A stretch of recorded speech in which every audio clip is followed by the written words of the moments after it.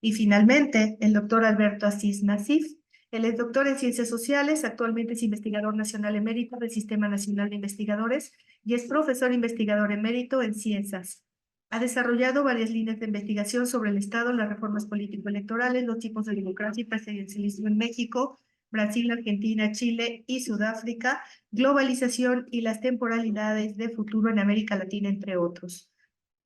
Ha sido profesor en destacados centros académicos como la UNAM y Flaxo. Ha impartido conferencias en el Instituto Ortega y Gasset en Madrid, en la UNESCO y la Sorbonne de París, en la Universidad Libre de Berlín, en la Universidad de Kioto, en Japón, en la Universidad de Sao Paulo, Brasil, y en instituciones académicas en Santiago de Chile, Johannesburgo y en Johannesburgo, Sudáfrica. Es autor de múltiples libros de autoría y de coordinación, así como de docenas de capítulos y artículos de investigación. Ha recibido numerosos premios y reconocimientos y colabora semanalmente con artículos de opinión en el diario El Universal. Ahora le doy la palabra al doctor Alberto Asís Nasif. Adelante, doctor. Buenas tardes. Hola, ¿qué tal? Buenos días. Gracias a Save Democracy por la invitación y es un gusto estar aquí participando. Voy a tratar de exponer algunos puntos de forma muy breve por la cuestión del tiempo para entrar al debate del tema de la mesa, que es la cuestión de la polarización. Es decir, hemos estado observando cómo este fenómeno de la polarización, que es digamos, un hermano cercano de todo el proceso del ascenso de los populismos de derechas y de izquierdas en todo el mundo, se ha ido posicionando y se ha ido estableciendo, digamos, como una estrategia de funcionamiento del ejercicio político. Es decir, estamos muy lejos ahora de los referentes democráticos que teníamos hace algunas décadas, en donde la máxima que se atribuye a Voltaire de estoy en desacuerdo con lo que dices, pero defenderé hasta la muerte tu derecho a decirlo. Eso se ha borrado prácticamente y ahora estamos en un escenario en donde digamos,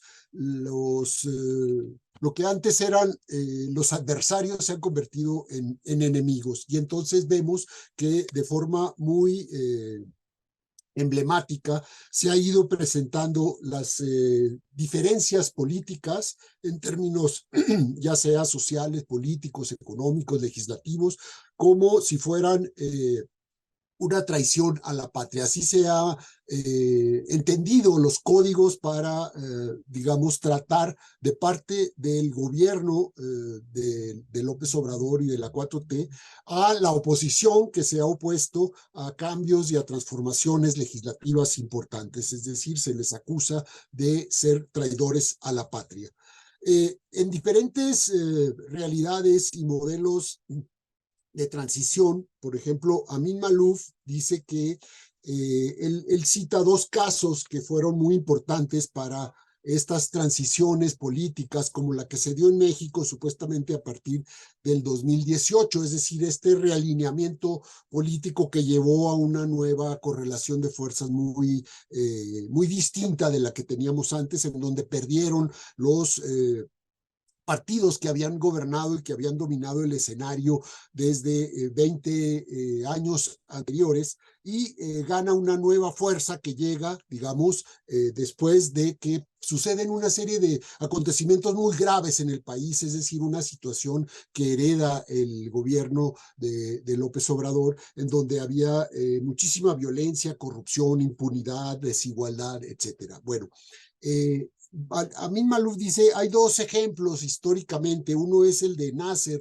en Egipto, que lo que hace es generar un nacionalismo excluyente que al fin de cuentas fracasa en este proceso, y el otro es el caso de Mandela en Sudáfrica, ¿no? En que crea esta nación arcoíris y que en lugar de polarizar genera, digamos, una transición que hace posible, digamos, el establecimiento de una democracia. Con estos antecedentes yo quiero plantear los siguientes referentes de una hipótesis de lo que está sucediendo actualmente en el caso mexicano.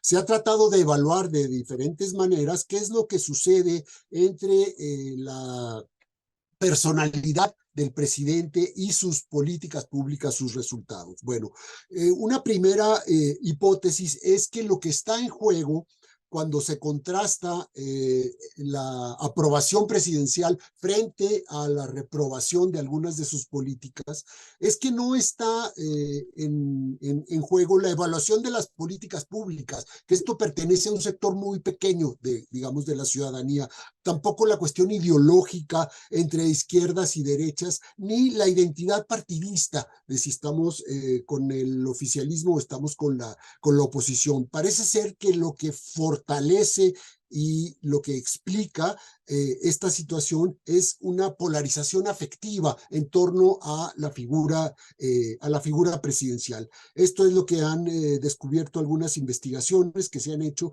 que esta polarización afectiva explica un poco la distancia, la brecha que hay entre la aprobación de la figura presidencial y la reprobación de políticas públicas como la cuestión de la seguridad, el desarrollo económico, el problema de la salud, etcétera, ¿no? La otra hipótesis que creo que puede dar pie para explicar el por qué estamos en esta situación, es decir, la polarización se ha convertido en una estrategia política del actual gobierno, en una estrategia, digamos, en un principio era de defensa de sus planteamientos, pero también de ataque frente a las oposiciones. Es decir, esta hipótesis de alguna manera lo que está planteando es que la polarización se comporta de alguna manera más allá de la personalidad del presidente y de su gusto o de su inclinación política por ser un hombre de confrontación, un hombre que polariza, ¿no? Lo que se ha visto es que hay una diferencia muy importante entre las promesas del gobierno iniciales y los resultados actuales. Y entonces aquí entra, digamos, el paquete de lo que podríamos entender como la estrategia de polarización, una estrategia de defensa y de ataque. El otro elemento es que podríamos ir revisando cada una para sustentar esta hipótesis, cada una de los principales elementos que están en juego de las políticas públicas. Podríamos revisar lo que ha sucedido con la seguridad pública, que es uno de los temas más importantes y que ahorita se ha vuelto como el debate central de las campañas electorales en el país. Es decir, que hay una serie de datos duros que confirman que la estrategia en general ha fracasado. Y podríamos matizar esto y decir, bueno, han bajado algunos delitos, en fin, pero el clima general y la percepción de la inseguridad que tiene la población se ha ido, digamos, agravando en los últimos años y estamos frente a un avance del crimen organizado en temas sobre todo de extorsión, de derecho de piso, de control de territorios. Esto se agudiza siempre en los procesos electorales y da como consecuencia que ha ido incrementándose la violencia en contra de los agentes políticos, es decir, candidatos,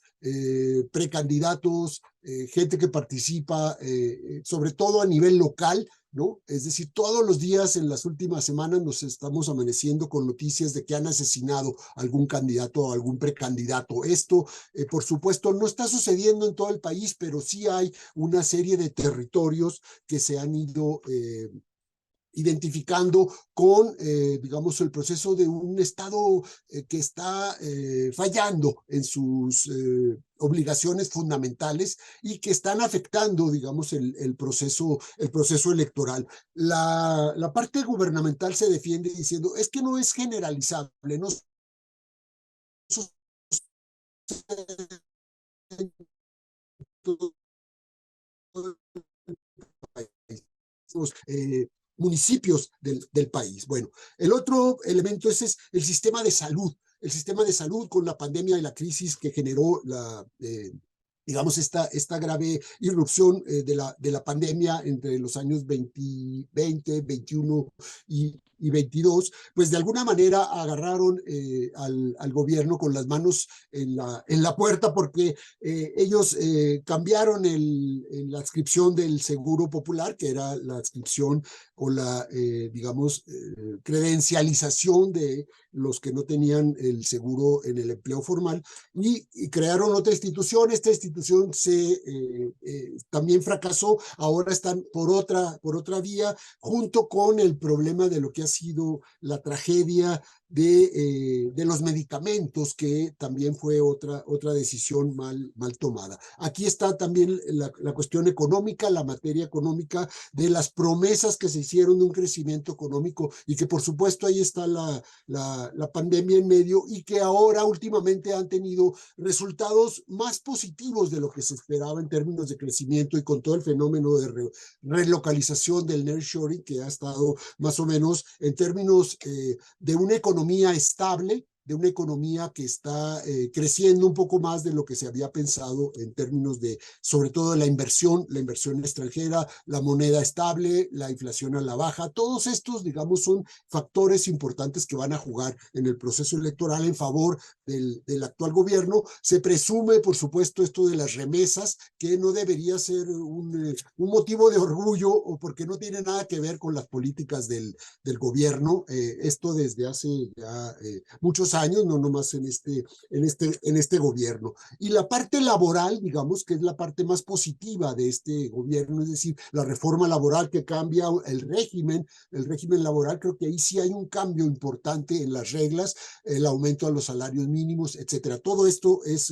un factor que va a jugar de forma importante como un resultado positivo, pero en el contexto de la inseguridad, de la salud, de la educación, de la violencia, juega como un contrapeso. Por supuesto, la oposición está insistiendo en que el punto fundamental es la cuestión de la inseguridad. Entonces, ¿qué es lo que generó, digamos, esta brecha tan importante entre las promesas y los resultados? ¿Cuáles son las razones que pueden adjudicarse a un mal cálculo, a un voluntarismo, ¿no?, del presidente frente al pesimismo de la realidad y de los digamos, diversos indicadores que decían que esta era una realidad muy compleja de cambiar, a las insuficiencias, a las contradicciones, a las malas decisiones, a todos estos elementos que están ahí jugando, y que de alguna manera, si revisamos algunos de los casos más emblemáticos, como el problema de los derechos humanos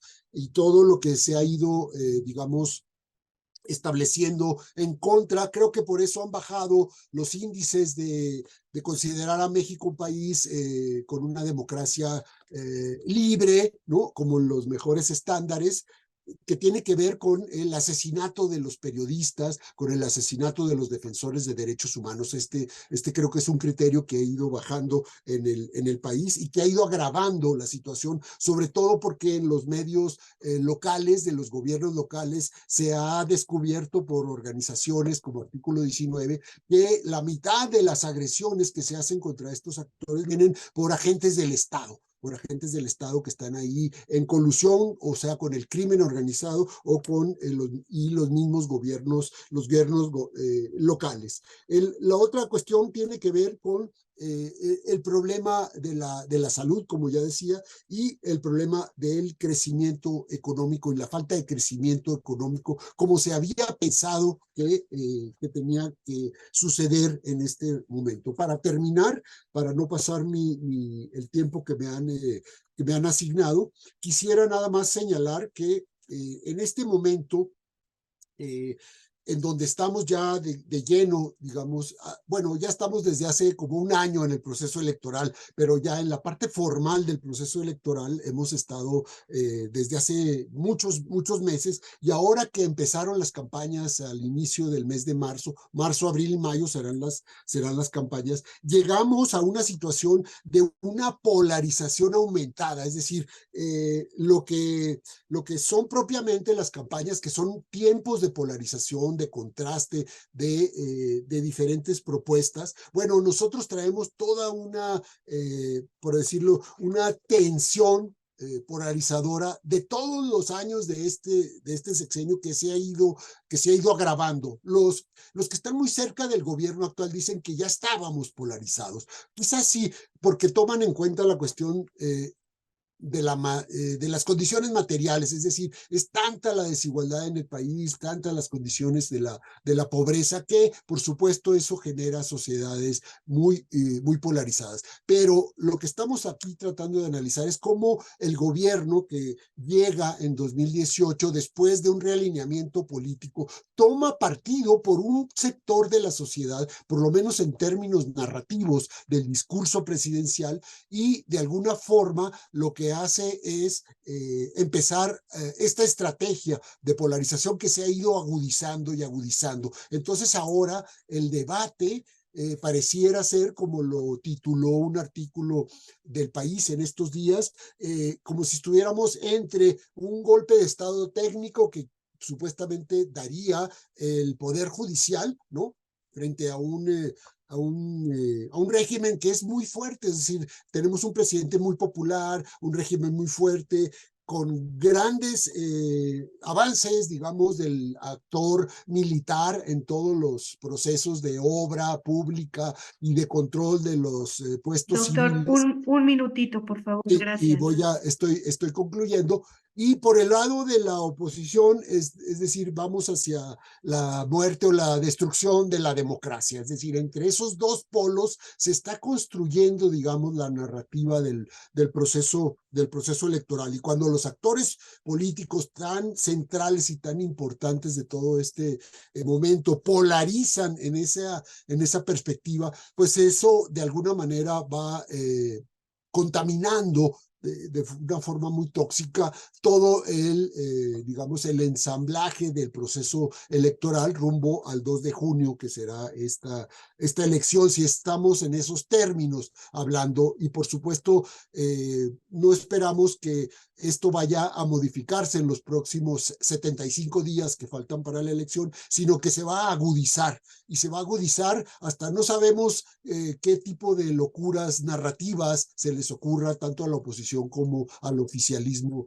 presentarlos. Muchísimas gracias.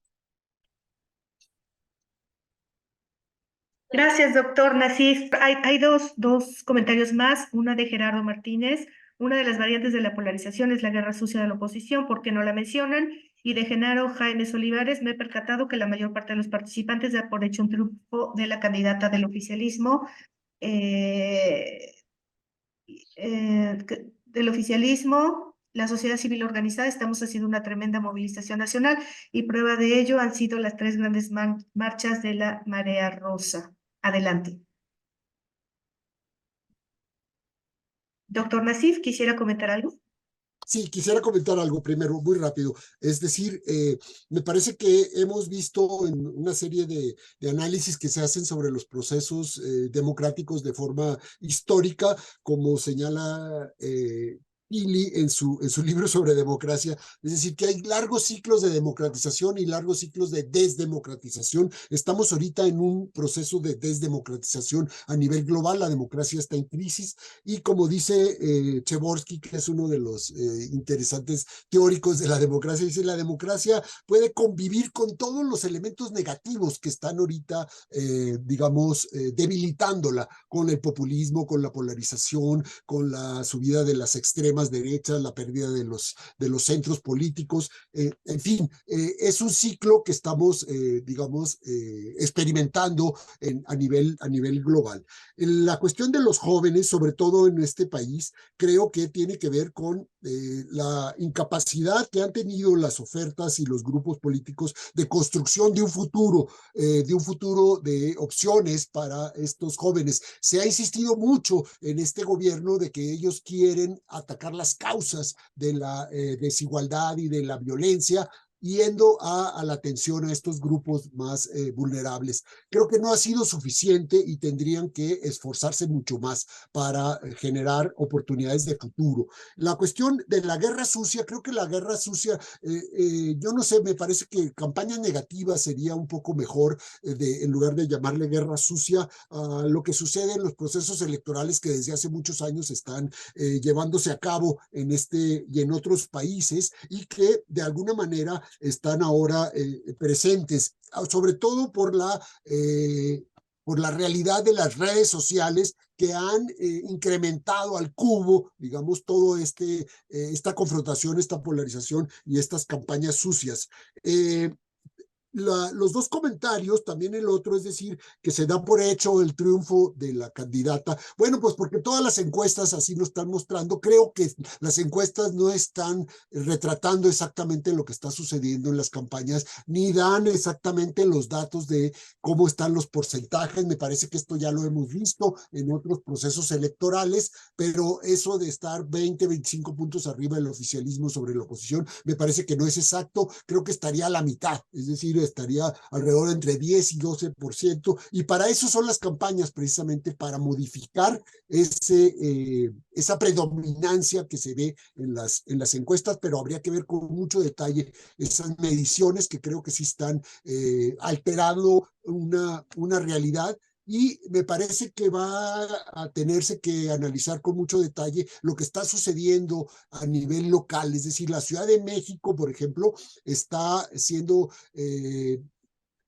realidad una competencia mucho más cerrada, y así va a pasar con las otras 8 gobernaturas. Entonces creo que sí vamos hacia una elección más competida y más cerrada, lo cual nos va a generar quizá contrapesos más fuertes para, digamos, recuperar los niveles de la política, es decir, que la política se vuelva a convertir, ¿no?, en ese parlamento, en esas discusiones, en esa generación de consensos y de acuerdos, y no la imposición de una sola fuerza sobre el resto de las minorías, ¿no? Eso comentaría por lo pronto. Gracias.